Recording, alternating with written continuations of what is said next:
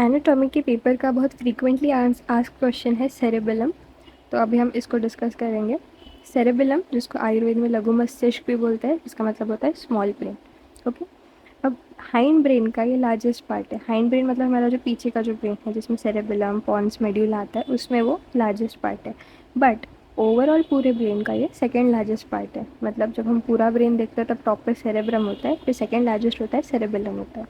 इसका वेट है 150 ग्राम। फिर इसके इंट्रोडक्शन में कुछ पॉइंट्स है, जैसे कि ये इप्सीलैटरल मूवमेंट्स को कंट्रोल करता है, मतलब दोनों साइड की मूवमेंट, सेम साइड की मूवमेंट को कंट्रोल करता है। ओके। ये कोई मूवमेंट, इसकी खास एक बात है कि कोई मूवमेंट को इनिशिएट नहीं करता है, इसको बस कोऑर्डिनेट करता है। ठीक। टोन, पोस्चर, इक्विलिब्रियम को कंट्रोल करता है। यही तीनों चीज़ों में पूरा समराइज हो जाता है इसका फंक्शन। टोन, पोस्चर और इक्विलिब्रियम इन चीज़ों को कंट्रोल करता है। ओके। अब इसका जो स्ट्रक्चर है, जैसे हम सेरेब्रम में देखते हैं कि सल्का गायरा होते हैं, थोड़े वेरिएशन होते हैं। इसमें आर्वर विटे होते हैं, जो एक हाईली फोल्डेड ग्रे मैटर का पार्ट है, हाईली फोल्डेड होता है। और इसका जो स्ट्रक्चर है ओवरऑल थ्रू आउट वो होमोटिपिकल है, मतलब पूरा स्ट्रक्चर थ्रू आउट यूनिफॉर्म है, इसमें कोई वेरिएशन नहीं है। ओके। फिर उसके बाद में ये डायग्राम है, ये डायग्राम से ही हमको पूरा सेरेबेलम क्लियर हो जाएगा। तो इसकी पोजीशन देखिए, ये हमारा मिड ब्रेन है, ये पॉन्स है, ये मेड्यूला है। इसी के जस्ट पीछे हमारा पूरा सेरेबेलम ऐसा बैठा हुआ है। ठीक है। अब इस सेरेबेलम के 3 लोब्स हो जाते हैं by 2 fissures, 3 lobes by 2 fissures, 3 lobes by 2 fishers.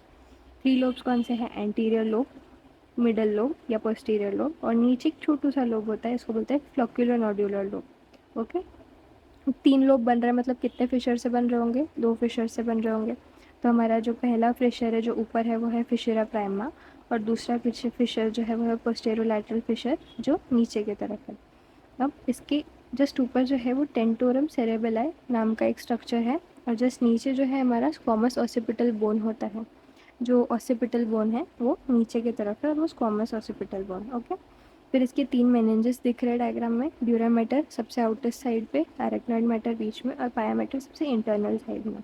Okay.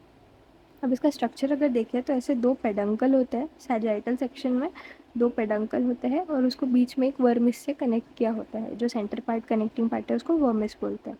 Okay. अब इसका लोकेशन कहाँ पे है? पोस्टीरियर क्रेनियल फोसा में, पीछे साइड में क्रेनियल फोसा में है। Behind pons and medulla diagram में दिख रहा है, behind pons and medulla posterior cranial fossa में। रिलेशंस डायग्राम से ही हो जाएंगे। इसके एंटीरियरली हमको क्या दिख रहा है? मिड ब्रेन पॉन्स मेडुला और एक फोर्थ वेंट्रिकल एक्स्ट्रा में।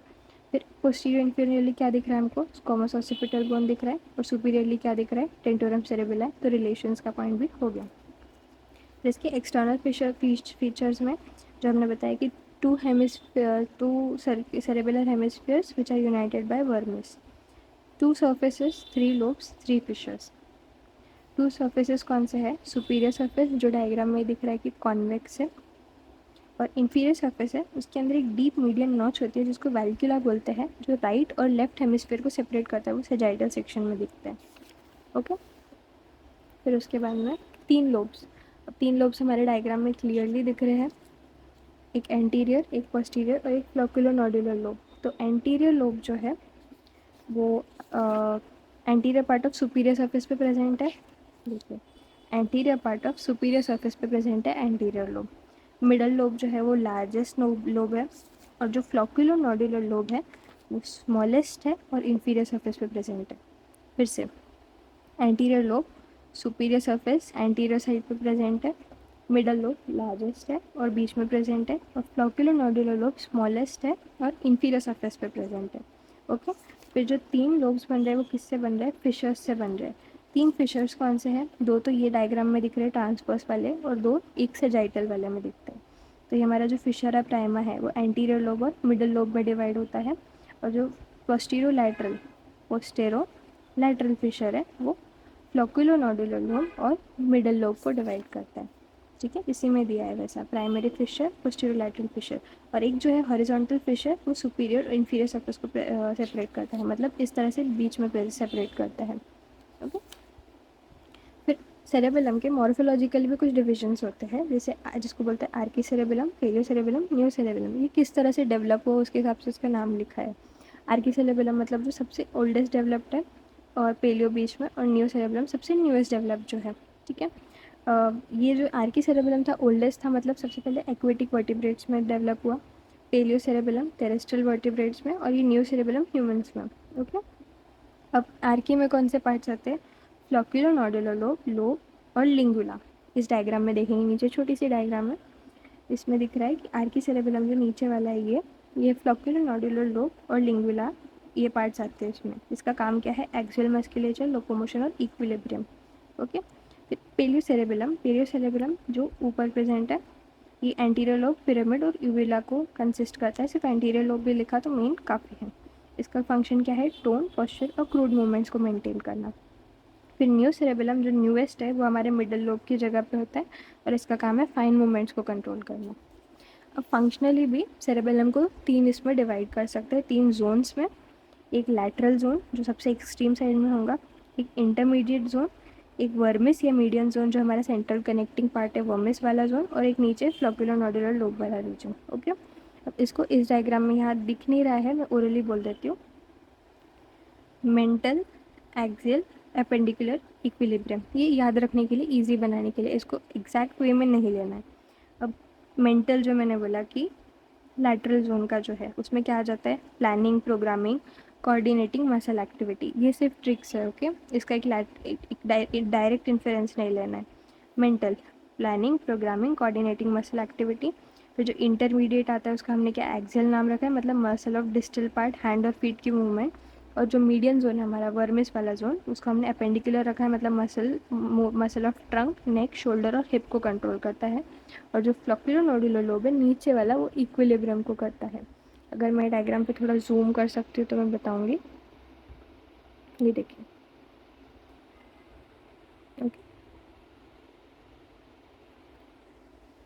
इसके बाद में कनेक्शन है इक्विलिब्रियम सेरेबेलम के कुछ। तो हमने जो इस डायग्राम में देखा था कि यहाँ पे सामने मेड्यूला, मिड ब्रेन होता है, फिर पॉन्स होता है, फिर मेड्यूला होता है। तो ऐसे ही तीन कनेक्शंस जाते हैं, मिड ब्रेन को, पॉन्स को और मेड्यूला को। तो मिड ब्रेन वाला जो होता है वो सुपीरियर होता है ऑब्वियसली, पॉन्स वाला मिडल और मेड्यूला वाला इन्फीरियर, और जो ऊपर वाला होता है वो एफरेंट और नीचे वाला दो एफरेंट। यहाँ दिख रहा है mid brain superior, medulla inferior, pons middle, ये इफरेंट है, ये दोनों एफरेंट है। ओके, सॉरी, सुपीरियर वाला मिड ब्रेन वाला इफरेंट है, हाँ बराबर।